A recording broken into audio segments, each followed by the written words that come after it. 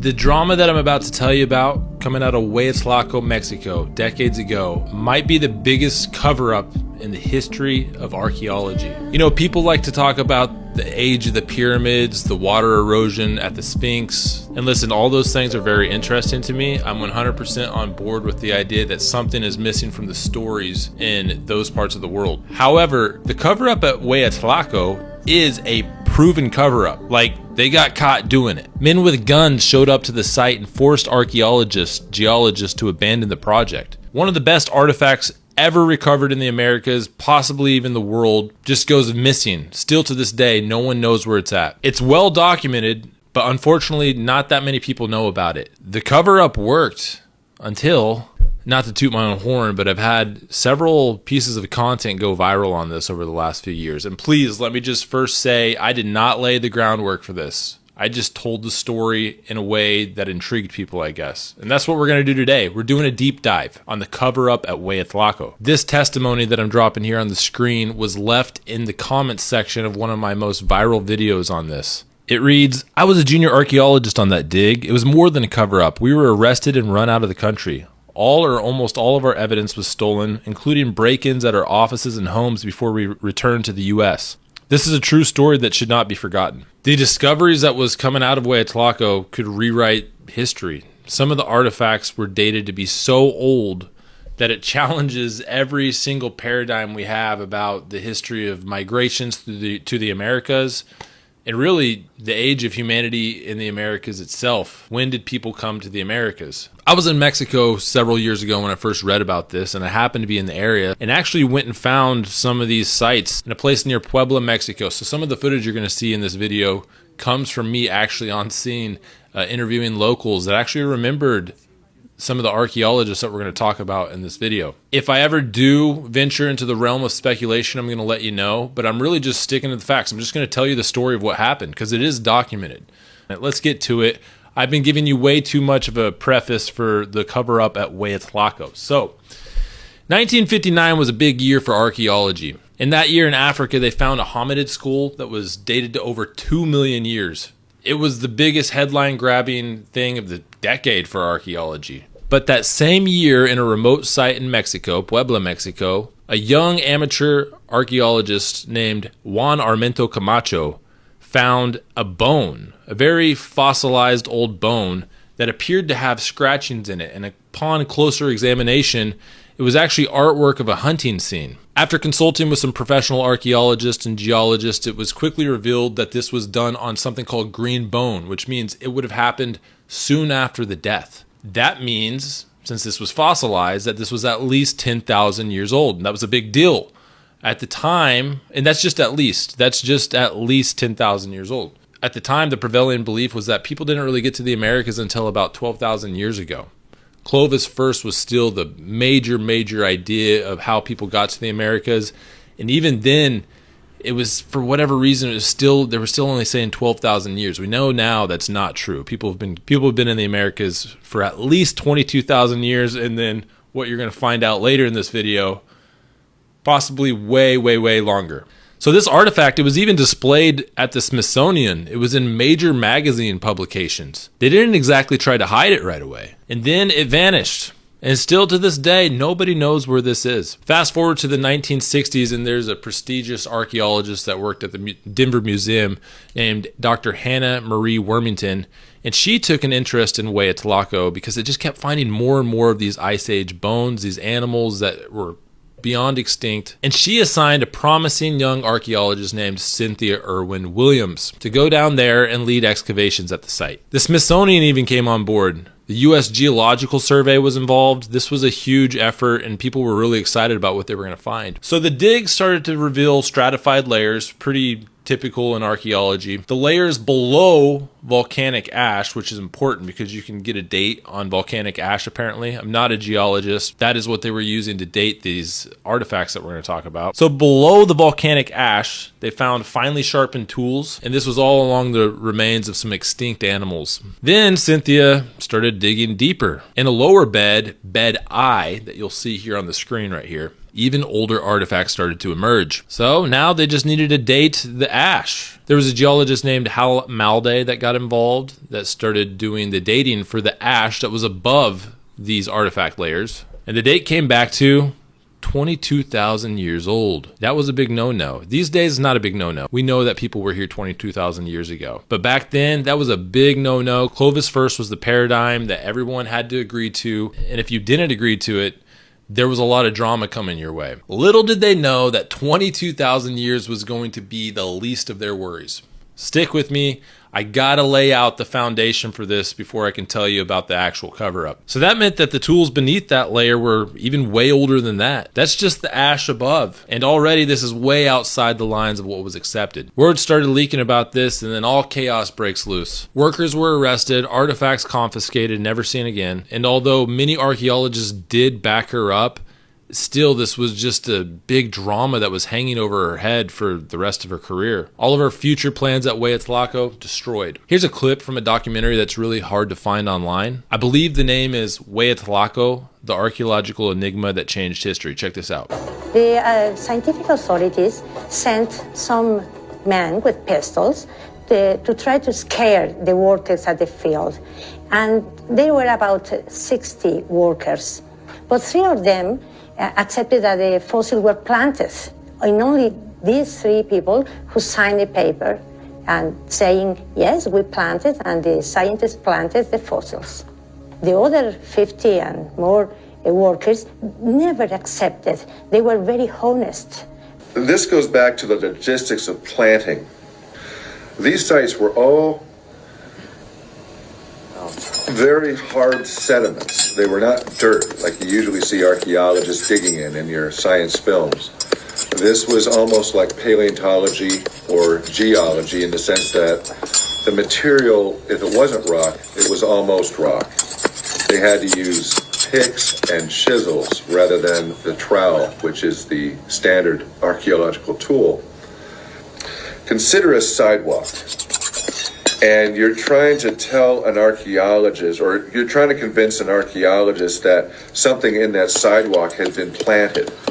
This means you got to break open that sidewalk and try and cover it up.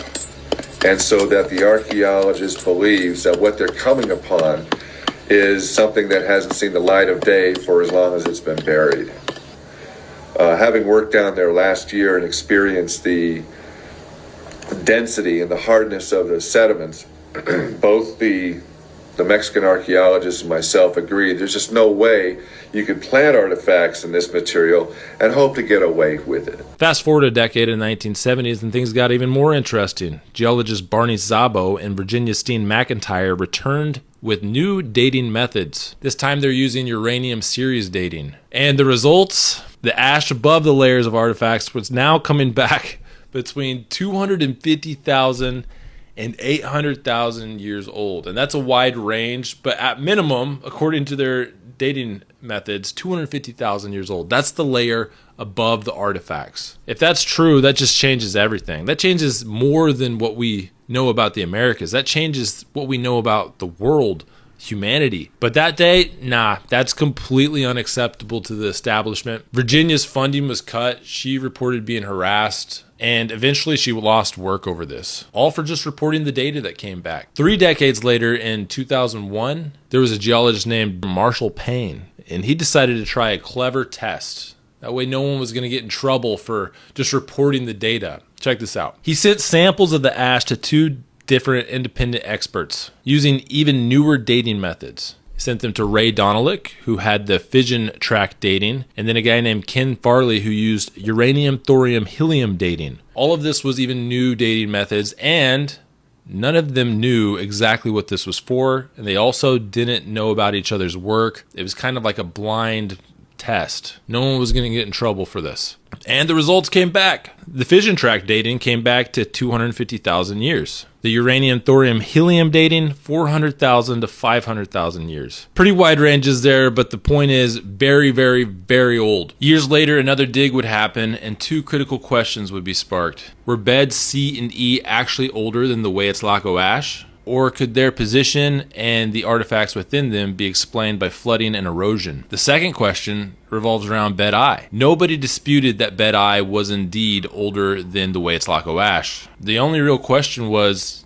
did Cynthia make a mistake with Bed I? Let's do a deep dive into those two questions. Stick with me because this part's going to get real technical, but it's critical for understanding the entire debate around Weyatlaco. And if you wait to the end, there's going to be a curveball. Michael Waters, a well-respected geoarchaeologist and director of the Center of the First Americans, was skeptical. He proposed that beds C and E were younger than the Weyatlaco ash. Maybe their positioning could be explained by erosion or flooding. Hal Malday, one of the original geologists on site, disagreed with him, and the two engaged in a very scholarly and respectful debate. Before we get into that, I just want to say that Michael Waters was doing his job. This is how actual science works.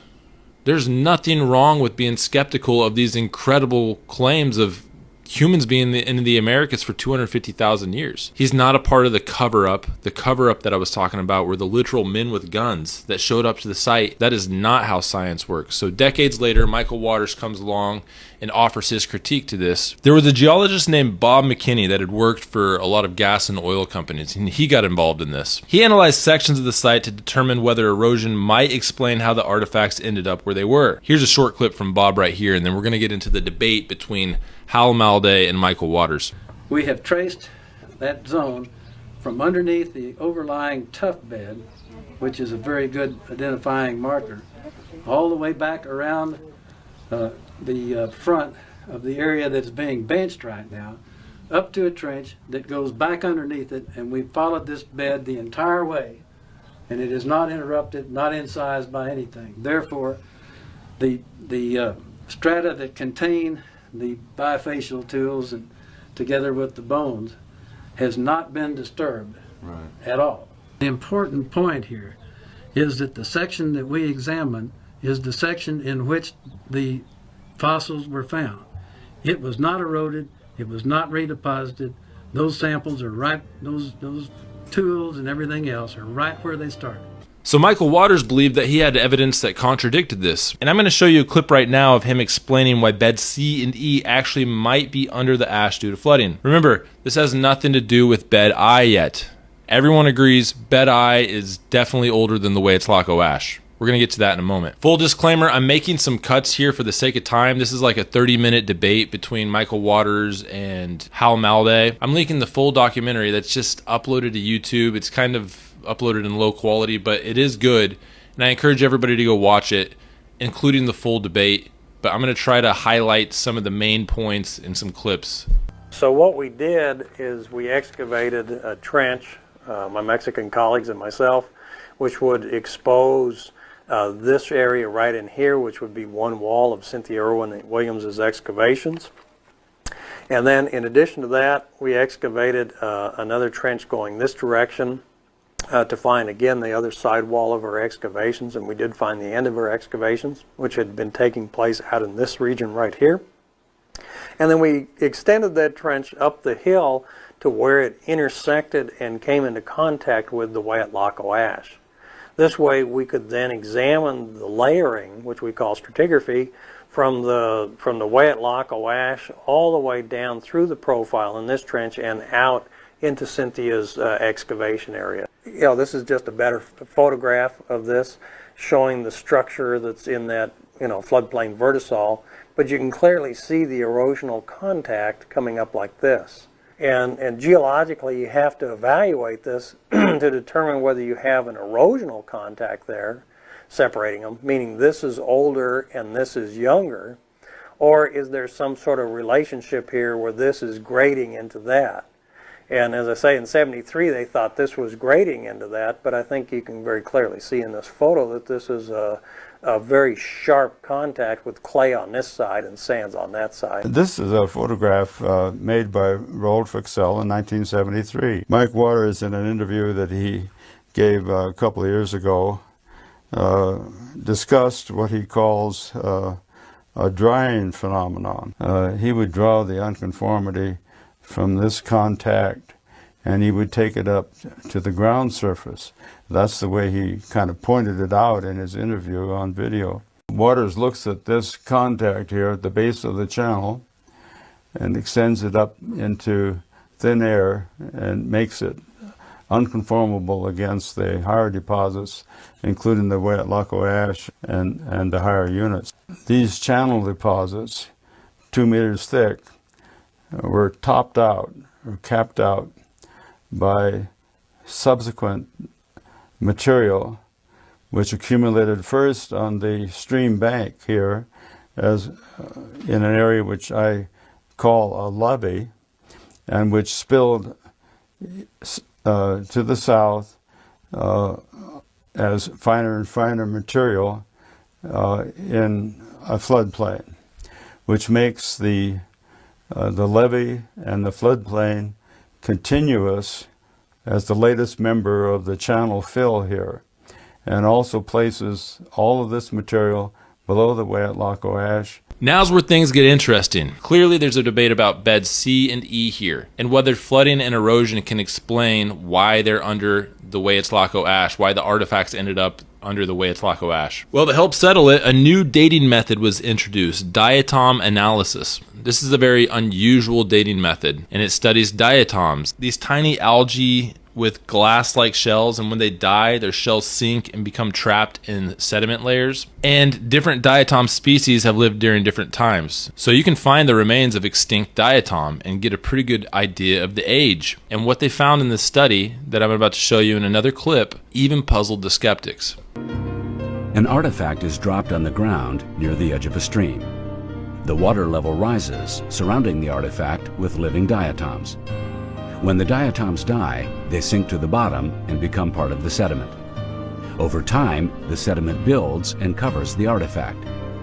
This process is repeated and new beds are formed, each containing unique communities of diatoms. Long after the water has receded, geologists can determine the age of the various strata by analyzing the diatoms which are present. Sam has dated the layer that we find the artifacts in with diatoms.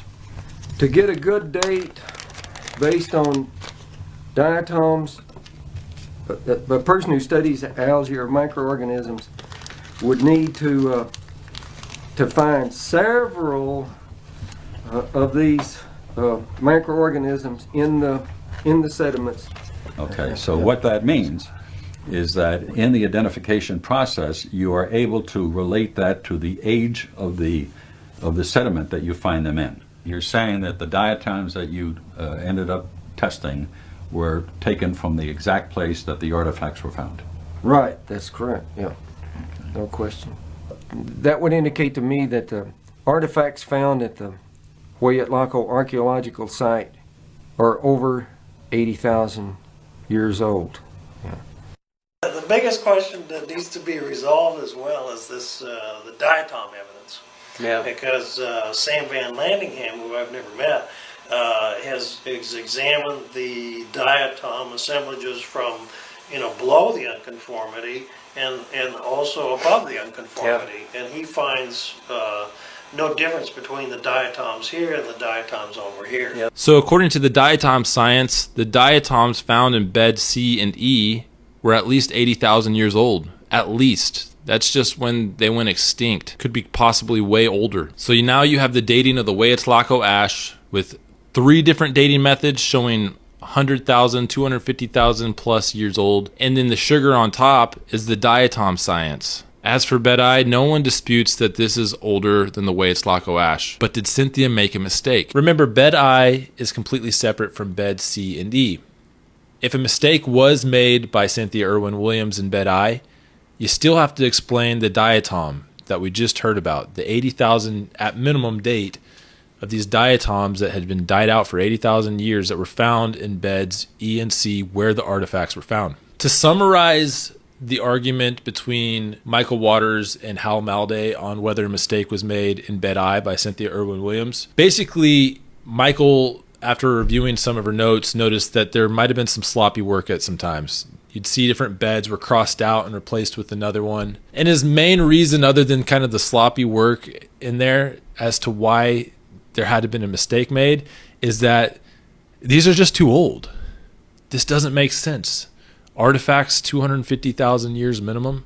Hal Malday defended Cynthia Irwin Williams and basically said from the beginning to the very end, Cynthia always maintained that she did find artifacts in Berai. When I went down there, I wanted to talk to some of the locals. They remembered Cynthia. They called her La Gringa, which is like the white person from America, the white lady from America. They also told me that they still find bones on their shores near their properties. When the lake water lowers, oftentimes bones are sticking out of the sediment. But I also went on a little adventure looking for these supposed footprints. And I will say, this is the part that's completely speculative. I'm not convinced by this, but it was quite the adventure, and this is interesting. In 2005, archaeologist Sylvia Gonzalez announced possible human footprints in the Xylena Tuff near Puebla, Mexico. If that was true, that'd be staggering because the Xylena Tuff is over 1 million years old. And using Google Earth and a little bit of internet sleuthing, I did find the supposed footprints, and I took these photos here. There was some follow-up to this, and a lot of people believe that this was done from mining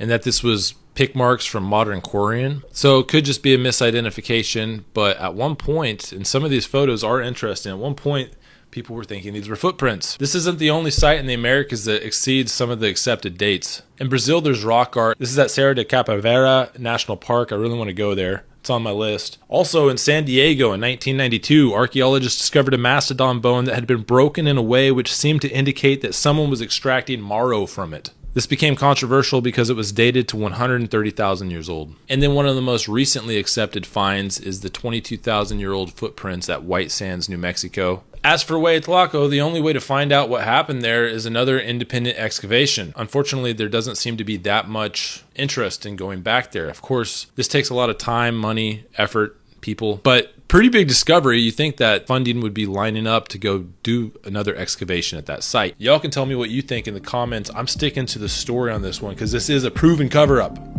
Men with guns showed up and arrested everybody. People had artifacts confiscated. We still don't know where that one artifact is. What in the heck, man? How is this not talked about more? If you're enjoying these videos, please like and subscribe, ring the notification bell. It really helps my channel. I also do small group tours. I'm doing a group tour to the Amazon here soon with Luke Caverns, who was just on the Joe Rogan podcast. He's a buddy of mine. We both love the Americas. We're going down to Colombia to see the La Lindosa pictographs. Some of the dating out of there for some of the oldest pictographs is coming back to 12,600 years ago, just after the Younger Dryas, or really right around the same time, where just the temperatures just fell off the cliff. There's Ice Age animals that are supposedly on the wall.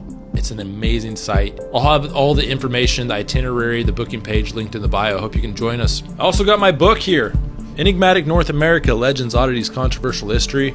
I got that on sale on Amazon. I hope you get a chance to read it. If not, no big deal. I'm going to make videos for all the chapters in this thing. So currently working on the South American book. Thanks everybody for watching. I'm Will, former history teacher. Now I'm doing this YouTube thing. I love exploring the world. I love all the mysteries of history. Thanks for tuning in. I'll catch you later.